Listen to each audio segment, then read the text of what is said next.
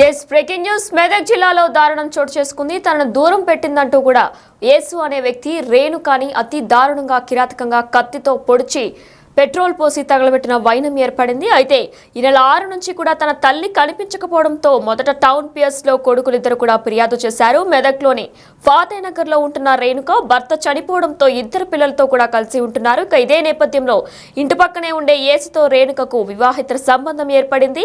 ఈ విషయం తెలిసి తల్లిని కొడుకులిద్దరు కూడా మందలించిన నేపథ్యంలోనే అప్పటి నుంచి యేసును దూరం పెట్టింది రేణుక. రేణుకపై కక్ష పెంచుకున్న యేసు మద్యం తాగుదామని కూడా రేణుకని పిలిచి కొండాపూర్ అటవీ ప్రాంతంలో ఈ దారుణానికి ఒడిగట్టినట్లు కూడా తెలుస్తుంది. ఇదే అంశంపై మరింత సమాచారం మా ప్రతినిధి దుర్గారెడ్డి లైవ్ లో అందిస్తారు. దుర్గా, అసలు ఏం జరిగింది? ఎందుకంటే రేణుక అనే మహిళను కొడుకులిద్దరూ కూడా ఇలా చేయొద్దు అని చెప్పినందుకు కూడా ఆవిడ అవాయిడ్ చేసినందుకు కూడా ఆయన ఈ దారుణానికి పాల్పడినట్లు తెలుస్తుంది. డీటెయిల్స్ ఏంటి? దీనైనా మెదక్ జిల్లాలో దారుణం చోటు చేసుకుందని చెప్పవచ్చు. అదేవిధంగా ఫతేనగర్ సంబంధించిన రేణుక 45 సంవత్సరాల మహిళ భర్త చనిపోవడంతో ఫతేనగర్ లో ఇద్దరు పిల్లలతో నివాసం ఉంటుంది. కూలీనాలి పని చేసుకుంటూ పిల్లలను పెంచి పోషించుకుంటుంది. ఈ తరుణంలో యేసు అనే వ్యక్తితో మాత్రం ఆమెకు పరిచయం ఏర్పడ్డది. ఆ పరిచయం కాస్త ప్రేమ, ఆ తర్వాత వాళ్ళు కలిసి ఉండే విధానం ఆ పిల్లలకు తెలియడంతో వాళ్ళు ఒక నిరాకరణ చెప్పారు. అంటే తల్లిని మందలించారు. తల్లి తప్పు చేయొద్దని చెప్పడంతో ఆమె యేసును మాత్రము పక్కన పెట్టింది. పలుమార్లు కూడా అతను యేసు మాత్రము రేణుకను వేధింపులకు గురి చేసి ఆ తర్వాత నమ్మించి, అంటే చిన్నశంకరంపేట మండలం కొండాపూర్ గ్రామానికి తీసుకెళ్లి అటవీ ప్రాంతంలో తీసుకెళ్లి మద్యం తాగించిన తర్వాత వెంట తెచ్చుకున్న కత్తితో అది దారుణంగా పొడిచి ఆ తర్వాత కూడా అటవీ ప్రాంతంలో పెట్రోల్ పోసి తగలబెట్టాడు. ఈ విషయము దాదాపు ఈ నెల 6 తారీఖున జరిగినట్టుగా తెలుస్తుంది. 6 తారీఖున తల్లి కనిపించట్లేదని చెప్పి మెదక్ పట్టణ పోలీసులకు మాత్రము ఎవరైతే రేణుక కొడుకులు ఉన్నారో వాళ్ళు ఫిర్యాదు చేశారు. అంటే యేసు నెంబరు ఆధారంగా కేసు ట్రేస్ అవుట్ చేసి నిజంగా ఒక రేణుక అంటే పెట్రోల్ పోసి తగలబెట్టిన ప్రాంతానికి అక్కడికి వెళ్ళడం జరిగింది. అక్కడ పోస్ట్ మార్టం నిర్వహించడానికి ఆ డెడ్ బాడీ పూర్తిగా కాలిపోవడం ఉండడంతో కూడా ఆ యేసుని తీసుకెళ్లి ఎక్కడ తగలబెట్టాడు, ఏం చేశాడని చెప్పి కూడా ఆ కోణంలో విచారణ చేస్తే వీళ్ళ విషయమంతా బయటకు రావడం జరిగింది. నిజంగానే చూస్తే అంటే కొన్ని ఇతర మాత్రం ఇది కూడా ఆ ప్రియుడు నిరాకరించినా కానీ కొన్ని వాస్తవాలు చూస్తుంటే మాత్రం కఠినంగా ఉండడం జరుగుతుంది. అంటే నిజంగా భర్త చనిపోయాడు, రేణుక ఆ తర్వాత యేసుతో ఉన్న విషయాన్ని కూడా కొడుకులు వాళ్ళు చెప్పడంతో తను చంపేస్తానని చెప్పి కూడా బెదిరించిన ఆమె వినకపోవడం, ఆ తర్వాత కూడా అక్కడికి పోయి నమ్మించి ఆమెను అక్కడికి తీసుకెళ్లి ఆ గొంతు మీద కావచ్చు మిగతా శరీర భాగాల మీద కత్తితో దారుణంగా పొడిచి ఆ తర్వాత కూడా అటవీ ప్రాంతంలో ఆ పెట్రోల్ పోసి తగలబెట్టిన తర్వాత యేసు ఏం తెలియనట్టుగా, అంటే అక్కడ మాకు అంటే ఏం విషయం కూడా బయటకు చెప్పకుండా ఆయన ఉండడం జరిగింది. దీంతో మాత్రము ఆ కొడుకులు ఏం జరిగిందని చెప్పి వాళ్ళు పోలీస్ స్టేషన్కి వెళ్ళిన తర్వాత పోలీసులు విచారణలో మాత్రము ఆ నెంబర్ ట్రేస్ అవుట్ ద్వారా ఈ కేసును పూర్తిగా విచారణ చేసి ఆ యేసును మాత్రము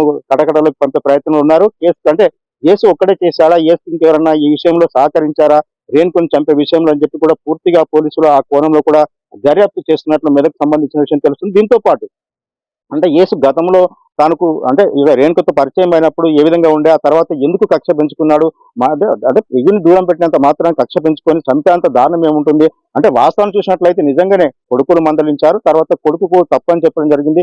దీంతో ఇప్పుడు కొన్ని దూరం ఉందాము, కలిసి వద్దు, అవసరం లేదని చెప్పి ఆమె నిరాకరిస్తే పలుమార్లు కూడా ఆమెను వేధించినట్లుగా తెలుస్తుంది. ఆ తర్వాత కూడా అంటే చిన్నశంకరంపేట మండలం కొండాపూర్ అడవి ప్రాంతాలకు తీసుకెళ్లిన తర్వాత ఆమెకు మద్యం తాగించి మధ్యమత్తులు ఉండగా కత్తితో పొడిచి ఆ తర్వాత పెట్రోల్ పోసి అంటపెట్టడం, అంటే కలిసి ఉన్నారు. ఆ తర్వాత కూడా ఇప్పుడు కలిసి ఉండే పరిస్థితి లేదు కనుక పిల్లలు వద్దంటున్నారని చెప్తే ఆమెను అత్యంతంగా కత్తితో పొడిచి పెట్రోల్ పోసి తగలబెట్టడం ఎంత ఏమైనా చర్యగా భావించారు. పోలీసులు కూడా ఆ కోణంలో కూడా యేసుపై కూడా వాళ్ళు మాట్లాడడం జరిగింది. యేసును కూడా అరెస్ట్ చేసి జైలు పంపే ప్రయత్నంలో అయితే ఉన్నట్టు తెలుస్తుంది. వినైనా ఇది చూస్తే మెదక్ జిల్లాలో ఇటీవల మనం చూస్తే కొన్ని సంఘటనలు అంటే ప్రజలు విసిపోయి కానీ ఆ ప్రాంత ప్రజలకు కానీ భ్రాంతులకు గురి చేసే అవసరం కనిపిస్తుంది.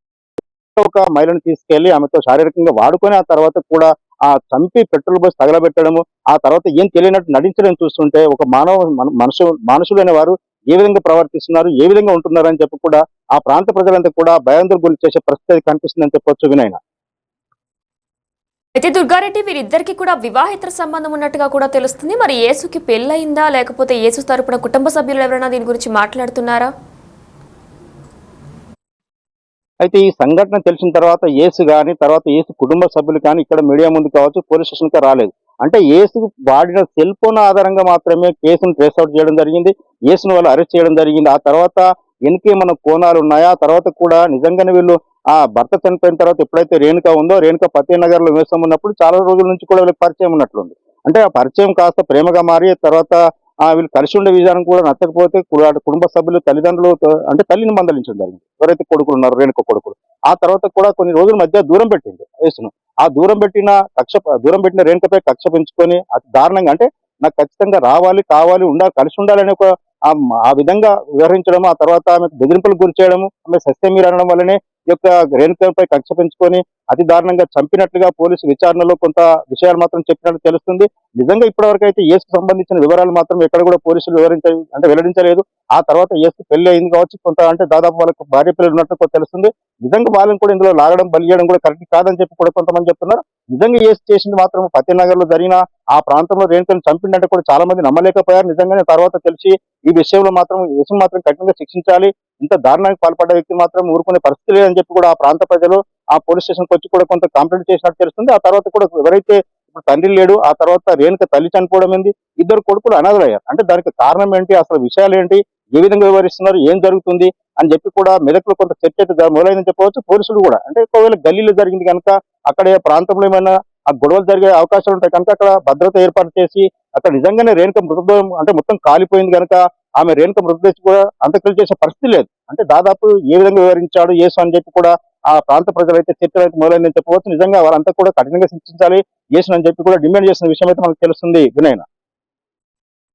Thank you Durgareddy. మెదక్ జిల్లాలో దారుణం చోటు చేసుకుంది. తనను దూరం పెట్టిందనే మహిళను కత్తితో విచక్షణారహితంగా పొడిచి కూడా హత్య చేసిన తర్వాత పెట్రోల్ పోసి కూడా హతమార్చిన ఘటన చోటు చేసుకుంది. ఈ నెల 6న తన తల్లి కనిపించకపోవడంతో కూడా మెదక్ టౌన్ పోలీస్ స్టేషన్లో కొడుకులిద్దరు కూడా ఫిర్యాదు చేశారు. ఇక ఇదే నేపథ్యంలో మెదక్లోని ఫాతేనగర్లో ఉంటున్న రేణుక భర్త చనిపోవడంతో ఇద్దరు పిల్లలతో కలిసి ఉంటుంది. అయితే ఇంటి పక్కనే ఉండే యేసుతో రేణుకకు వివాహితర సంబంధం ఏర్పడింది. విషయం తెలిసి తల్లిని ఇద్దరు కొడుకులు కూడా మందలించారు. ఇక ఈ నేపథ్యంలోనే అప్పటి నుంచి కూడా మందలించిన తర్వాత నుంచి కూడా యేసుని పూర్తిగా రేణుక దూరం పెట్టారు. రేణుకపై కక్ష పెంచుకున్న యేసు అంటే తనతో సరిగ్గా మాట్లాడట్లేదని అవాయిడ్ చేస్తుందనే నేపథ్యంలో కూడా రేణుకపై కక్ష పెంచుకున్న యేసు మద్యం తాగుదామని కూడా రేణుకాని పిలిచి కొండాపూర్ అటవీ ప్రాంతంలోకి తీసుకెళ్లి మద్యం మత్తులో ఉండగా కత్తితో అతి కిరాతకంగా పొడిచి గుర్తుపట్టకుండా కూడా పెట్రోల్ పోసి తగలబెట్టాడు. అయితే నిందితును అరెస్టు చేసి రిమాండ్కు కూడా తరలించినట్లు తెలుస్తుంది.